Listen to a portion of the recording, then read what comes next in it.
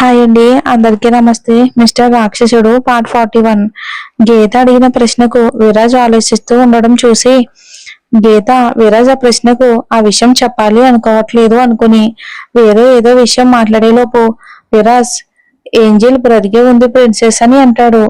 గీతకి విరాజ్ చెప్పిన మాట ఒక సెకండ్ తర్వాత అర్థమయ్యి అంతకు ముందు కూడా విరాజ్ దగ్గర నుంచి ఏంజిల్ అనే మాట వినడం గుర్తొచ్చి ఎవరు అన్నట్టు చూడటంతో విరాజ్ గీత ఫేస్ చూసి సిద్ధార్థ్ మామ కూతురు అంటాడు. దానికి గీత ఆశ్చర్యంగా అభి నాకు శశిరేఖ గారు చనిపోయారు అని చెప్పారు, కానీ మరి ఏంజల్ గురించి ఎందుకు చెప్పలేదు అంటుంది గీత విరాజ్తో. ఎందుకంటే ఏంజల్ పుట్టిన విషయం నాకు మాత్రమే కాదు, ఇప్పటి వరకు మామకు కూడా తెలీదు. ఈ రోజు అర్జున్ డీల్ చేస్తున్న ఒక కేసు విషయంలో తెలిసింది, అది ఏంజల్ గురించి. కనీసం ధనుంజయ్ గురించి చెప్పడం కూడా ఇష్టం లేక అంటాడు విరాజ్. గీతకి అదే ఏంజిల్ శశిరేఖ గారి విషయంలో చాలా అనుమానాలు ఉన్నా ప్రస్తుతానికి వాటిని పక్కన పెట్టి విరాజ్ ని చూస్తూ మరి అవికి విషయం ఎందుకు చెప్పలేదు అంటుంది. ఏంజిల్ ఇప్పుడు ఎక్కడ ఎలా ఉందో తెలీదు. ఇప్పుడు ఈ విషయం చెప్తే ధనుంజయ్ గురించి కూడా తెలుసుకుంటారు. ఇప్పుడిప్పుడే శశిరేఖ గారి మరణం విషయం నుండి బయటకు వస్తున్న సిద్ధార్థ గారికి శశిరేఖ గారు డెత్ నార్మల్ గా జరగలేదు, చంపేశారు అని తెలిస్తే ఆయన సిచ్యువేషన్ ఎలా ఉంటుంది అనేది విరాజ్ ఊహించగలడు. అందులోనూ అందరూ ఉండి కూడా తన ఏంజిల్ అనాథలా ఎక్కడో ఉందో ఎలా ఉందో తెలియదు. అది తెలిస్తే ఏ తండ్రి మాత్రం తట్టుకోగలడు. అందుకే విరాజ్ సిద్ధార్థ గారి పరిస్థితిని ఊహించి ఏంజిల్ దొరికే వరకు ఈ విషయం చెప్పకూడదు అనుకున్నాడు. గీత ఇప్పుడు అదే క్వశ్చన్ అడగడంతో మామకి డైరెక్ట్ గా తన ఏంజిల్ ని తన ముందు నిలబెట్టి చెప్తాను బేబీ అని సైలెంట్ గా గీత ఒళ్ళో తల పెట్టుకుని పడుకుని తనే చొరవగా గీత చేతులు తీసుకుని తలపై పెట్టుకున్నాడు. గీత ఏంజిల్ విషయం చెప్పడంతో ఇక ఆలోచనలో ఉన్న గీత విరాజ్ సైలెంట్ గా గీత ఒడిలో అలా సడన్ గా తల పెట్టుకుని పడుకోవడంతో గీతకి తెలియని ఫీలింగ్ తో సిగ్గుగా అనిపిస్తున్నా విరాజ్ ఏదో బాధలో ఉన్నాడు అని అర్థమై తల నిమురుతుంది. కాసేపటి తర్వాత కూడా విరాజ్ అలాగే ఉండడంతో విరాజ్ మూడు డైవర్ట్ చేయాలని, మీరు శారద గారికి నేను మీ వైఫ్ నని అంతా కాన్ఫిడెంట్ గా ఎలా చెప్పారు సార్, మనకి ఇంకా పెళ్లి కాలేదుగా మరి అంటుంది. అలా అబద్ధాలు చెప్పకూడదు కదా అంటుంది గీత. విరాజ్ ఆ మాటకి గీత వైపు చూస్తూ ఎవరు చెప్పారు మనకి పెళ్లి కాలేదు అని, నేను నిజమే చెప్పానుగా ప్రిన్సెస్. నేను ఎప్పుడైతే నా ప్రేమవి నువ్వు అని తెలుసుకున్నానో అప్పుడే నేను నిన్ను వైఫ్ గానే అనుకున్నాను. ఇంకా నువ్వు నీ లవ్ ని నాకు ఎక్స్ప్రెస్ చేసి నువ్వు నీకు తెలియకుండానే హస్బెండ్ పొజిషన్ ఇచ్చేసావుగా బేబీ నాకు. సో మనకి మ్యారేజ్ అనేది ఎప్పుడో జరిగిపోయింది, కాకపోతే ఆ విషయం అందరికీ తెలియాలి అంతే అని నేను త్వరగా ఇంట్లోకి నా రూమ్ లోకి తీసుకొచ్చుకోవాలి ప్రిన్సెస్. అయినా ఈ దూరం నాకు నచ్చట్లేదు అంటాడు గారంగా గీతని చూస్తూ. గీత కూడా విరాజ్ అలా మాట్లాడేసరికి బ్లష్ అవుతూ తల పక్కకి తిప్పేసింది. గీత ఫేస్ చెర్రీలా ఎర్రగా పడిపోవడం చూసిన విరాజ్ కి గీత మరింత అందంగా అనిపించింది. గీత ఒళ్ళో నుండి లేచి గీత రెండు బొగ్గులపై ముద్దు పెట్టాడు. అసలే విరాజ్ మాటలకి బ్లష్ అవుతూ ఉన్న గీత అలా విరాజ్ సడన్ గా చేయడంతో కంగారు పడుతూనే నేను వెళ్తాను విరాజ్ సార్, మేఘన వెయిట్ చేస్తూ ఉంటుందని లేచి నిలబడింది. విరాజ్ గీత కంగారుకి చిన్నగా నవ్వుతూ సరే పద నేను వస్తానని గీత చేయి పట్టుకుని హౌట్ హౌస్ వైపు తీసుకొచ్చాడు. అదే టైంలో గీత ప్రేమ విషయం తెలిసిన దగ్గర నుండి తన మనసులోనే నలిగిపోతున్న అసద్ గార్డెన్ లో బెంచ్ పై కూర్చుని తల వెనక్కి వాల్చి కూర్చున్నాడు. ఆ టైంలోనే అసద్ ని అక్కడ చూసిన విరాజ్ కి తన మనసులో జరుగుతున్న సంఘర్షణ పూర్తిగా తెలియకపోయినా దాని తాలూకు బాధ మాత్రం అతని మొహంలో స్పష్టంగా కనిపించింది. గీత కూడా అలా కూర్చున్న అసద్ ని చూసి విరాజ్ వైపుకు చూడగానే విరాజ్ చెయ్యి వదలడంతో గీత వెంటనే వెళ్లి అసద్ కి కొద్ది దూరంలో కూర్చొని ఎటువంటి భయం సంకోచం లేకుండా అసద్ చెయ్యి పట్టుకుంది.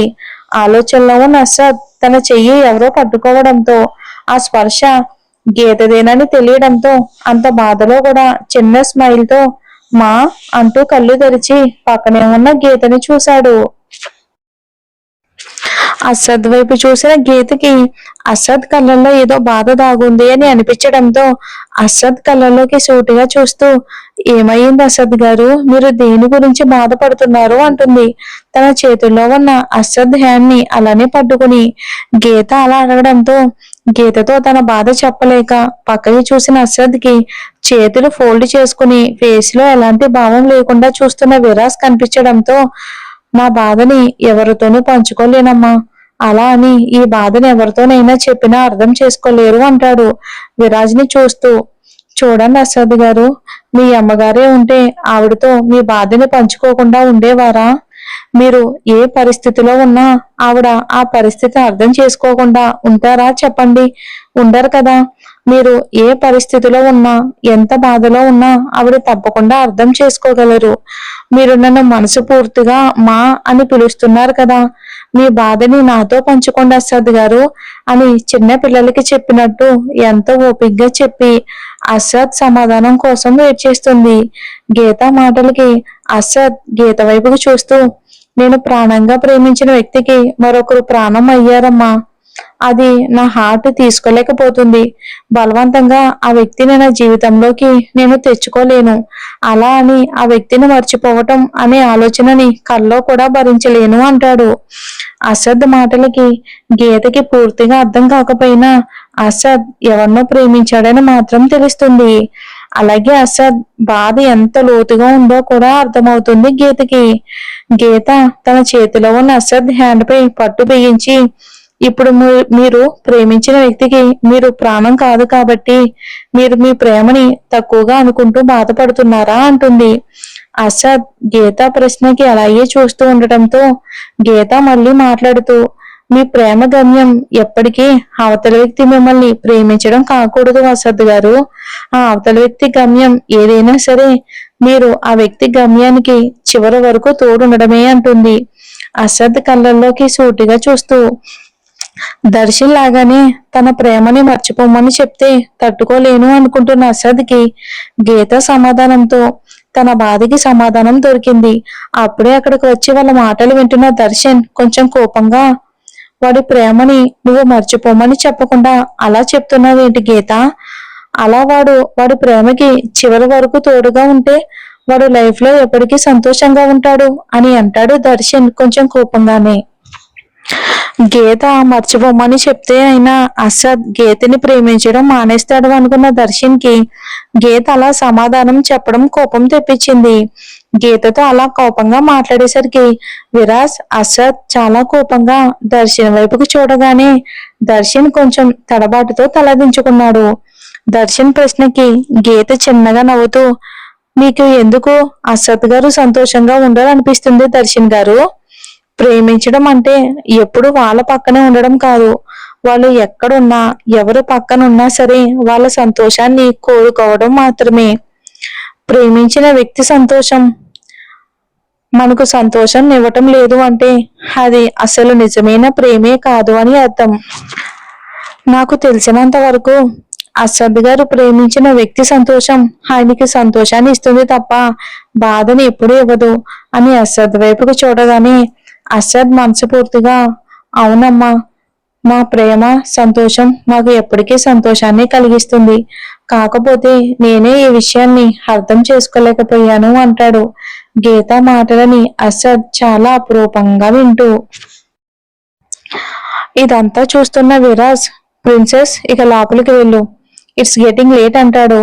గీత విరాజ్ వైపు చూసి కళ్ళతోనే ఒకే చెప్పి అసద్ వైపు చూసి, ఇంకెప్పుడైనా మీరు బాధపడితే మీ ప్రేమించిన వ్యక్తి సంతోషాన్ని ఫీల్ అవటం లేదు అని అర్థం.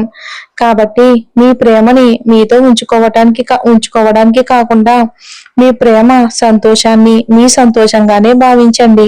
అలా మీరు ఫీల్ అయినప్పుడు ఎవరు ఒప్పుకున్నా ఒప్పుకోకపోయినా మీరు ప్రేమించిన వ్యక్తి సంతోషంలో మీరు కూడా ఒక భాగం అయిపోతారు అని గుడ్ నైట్ చెప్పి లోపలికి వెళ్ళిపోతుంది గీత.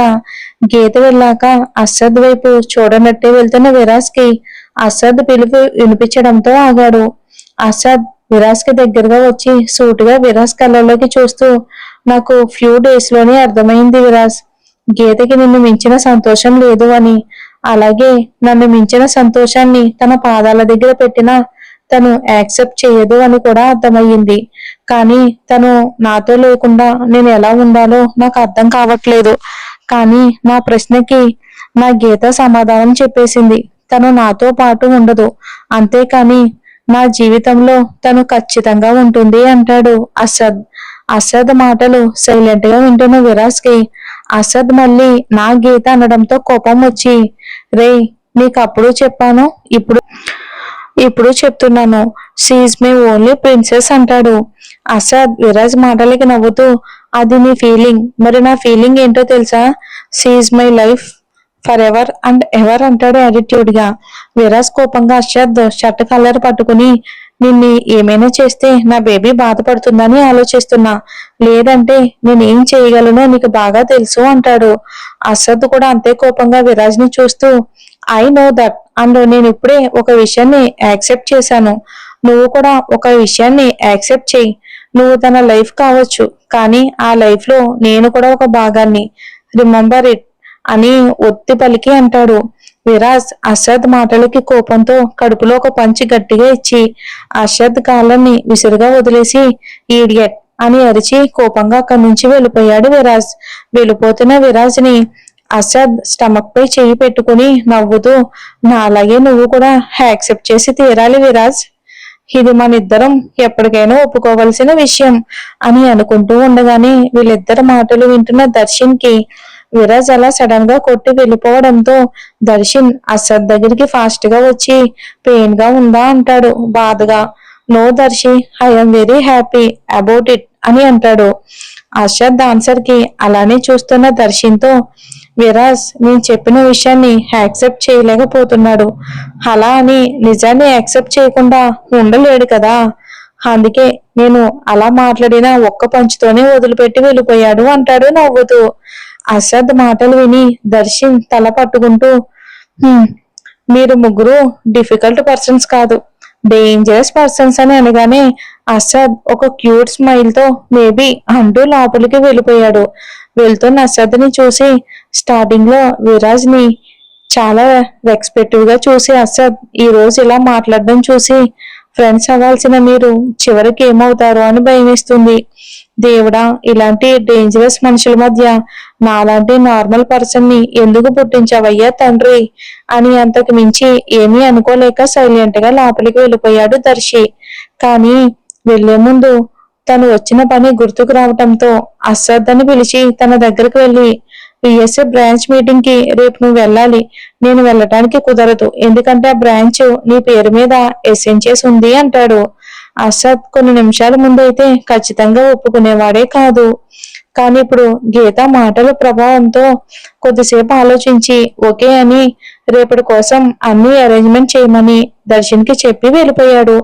చూద్దాం మరి ఏమవుతారో, అసద్ విరాజ్ ఫ్రెండ్స్ అవుతారో లేదంటే శత్రువులు అవుతారో.